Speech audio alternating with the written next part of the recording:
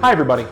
Today we're going to answer the question, how picky can you be when you're on the dating market? Not only that, but we're going to use AI to do it. I'm Dr. Chad, I'll be your host today, so let's get right into it.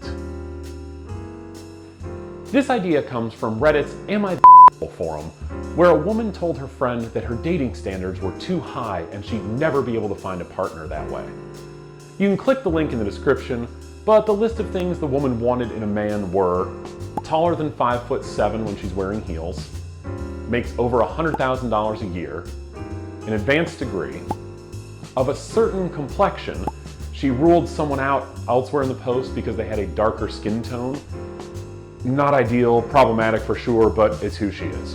That's what the post said. I don't know what to tell you. They have to be an 8 or better looks-wise, no beard, doesn't have kids, currently attends church every week or every other week, and they're willing to wait until marriage for sex. Off the top of my head, that seems like a pretty big list with some qualifications that will filter out a lot of people. I'm with the original poster. This is really picky, especially because the friend says she wants to meet someone and get married soon. If she was willing to wait, if she was willing to be alone, that would be a different story, but she's 32 and she said she wants to meet her life partner and get married soon, so this makes it very difficult. We don't have to guess though. We can actually find the probabilities, we can do the math, and we can enlist the help of ChatGPT to do so. Thankfully, my team of interns are backstage, ready to type away and broadcast ChatGPT output on the big screen here at the Dr. Chad Auditorium. So let's get started. I'm going to make a couple of assumptions here. First, that the original poster is looking for people in the United States.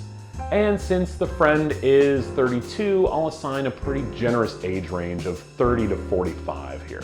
I'm also going to assume she's looking for a white partner because she made a couple problematic references to wanting a certain complexion, and again ruling someone out because they were of a darker skin tone. ChatGPT, can you help me estimate the number of men in the US who are between 30 and 45, are weekly church attendees, are over 5'9", are willing to wait for sex until marriage, make over $100,000 a year, have an advanced degree, and are white?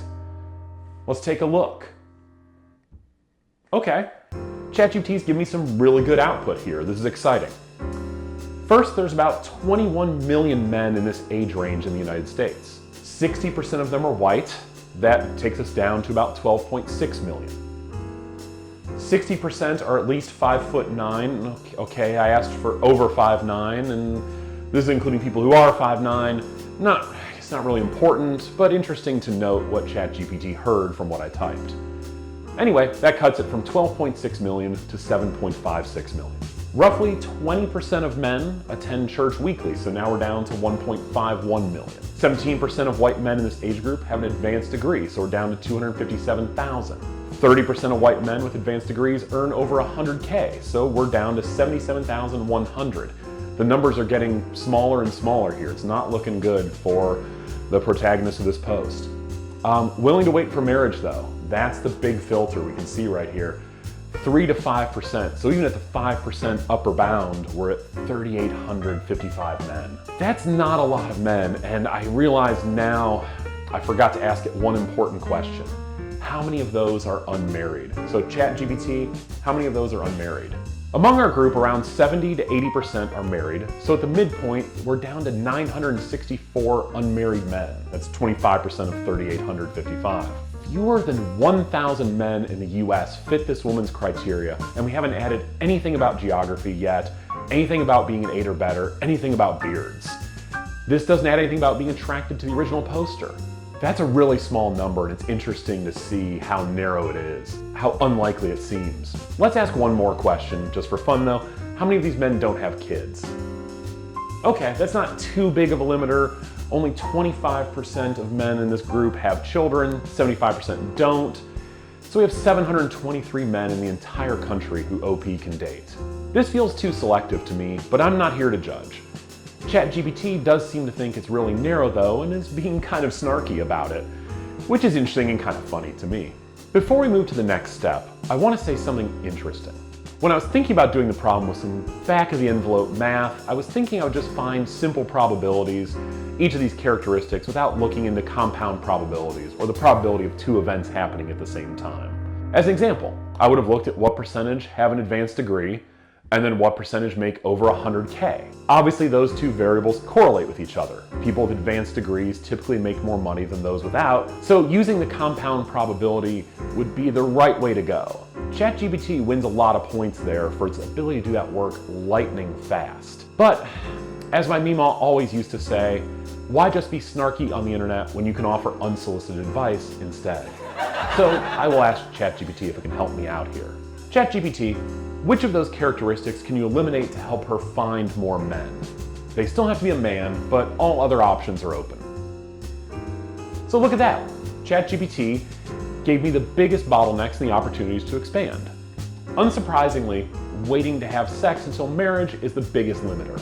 That would expand the pool from 10 to 20x, taking us from 750 to about 15,000.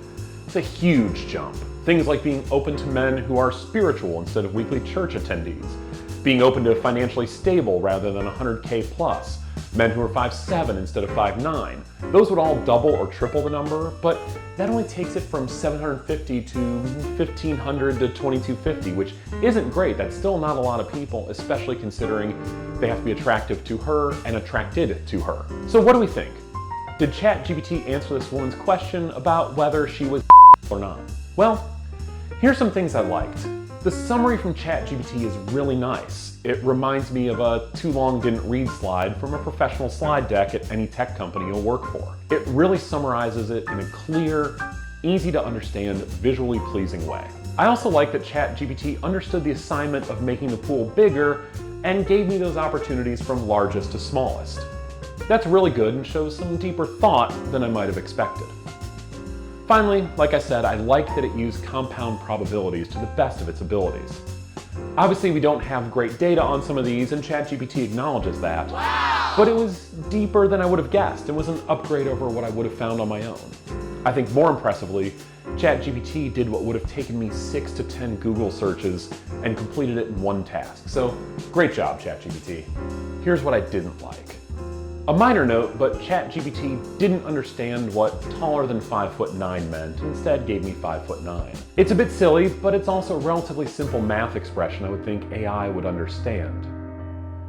A more important note, though, ChatGPT didn't do any real thinking for me. It just did some calculations. I would have liked it to call out that maybe I should only include unmarried men in the sample, and I wouldn't have to think of that on my own. Maybe recommended only including men who are attracted to women, or some geographic concerns, or something else I haven't thought of. This still relied too much on me knowing what I'm doing, which isn't the end state for sure. But for any of you wondering if you're too picky, ChatGPT is here to help you figure it out, how to help you find your best set of filters in the dating pool. And OpenAI, if you want to build ChatGPT dating, want to pay a couple $1 million a year for head of UX research, you know where to find me. Click and subscribe and like on this video. Thanks all. I hope you enjoyed my talk and your time here at the luxurious Dr. Chad Auditorium. Please be safe. Come see us next time. And for those of you watching at home, click that subscribe button to be notified when I come out with more content, and check out the other videos on my channel. Thanks, and have a good night.